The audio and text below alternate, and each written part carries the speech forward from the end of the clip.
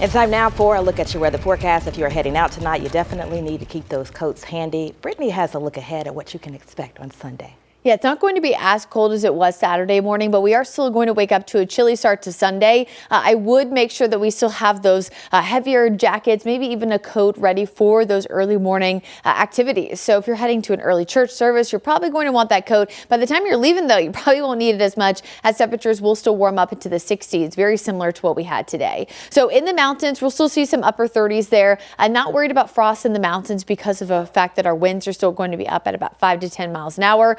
Charlotte metro area, not expecting that as we're in the 40s, but there is a small chance the areas of eastern Union into Anson County, parts there of Richmond County, and even southeastern Chesterfield could see some patchy frost similar to this morning. Most of the metro didn't see a widespread risk, but we've talked a lot about the fact that that's partially because we're a little bit warmer in the metro compared to outlying areas. If you are just now getting ready to go to bed, make sure, folks, that you are setting those clocks back 1 hour before you go to bed. And it's also a good reminder to test those smoke alarms. Make sure that your fire extinguishers are not expired.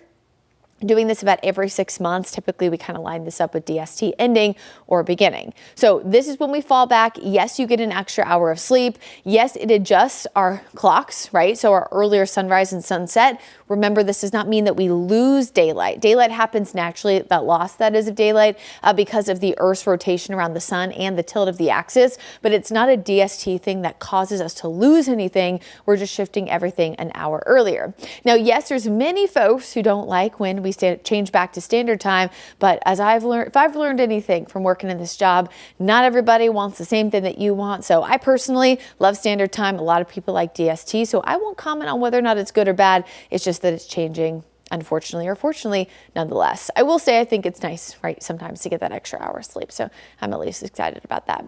As we go into Sunday afternoon, we will see more cloud cover mix into the area. Small chance of rain, mainly east of 77 after 5 o'clock, with a few more showers possible as we get closer to 7 or 8. That could get a little bit closer to Charlotte. Right now, 20% chance of rain, again, mainly in the afternoon. Notice the time frame here, though. 4, we're still mostly dry. These few little spurts there, again, mainly east of 77. Then what's going to happen is this low will rotate around and bringing us more light rain chances for Monday morning, and then it's out of here. So very, very quick turnaround with this rain chance. Will we see a widespread risk for flooding? No. Will we see a lot of accumulation? No to that either. However, we talked about this a lot. Any little bit that we get is going to be beneficial nonetheless. So if we see any kind of accumulation, I'd say 1/10 of an inch to maybe 1/4 of an inch, probably at a maximum. Some of those areas east of 77 toward especially Raleigh-Durham area, Fayetteville, Pinehurst, Southern Pines could see a little bit more. But again, for us, we're much, much lower on the lower side. Temperatures will still reach the 60s, although cloud cover increasing will be the first thing that you notice. Other than the chilly start, it'll be the first thing you notice in the afternoon.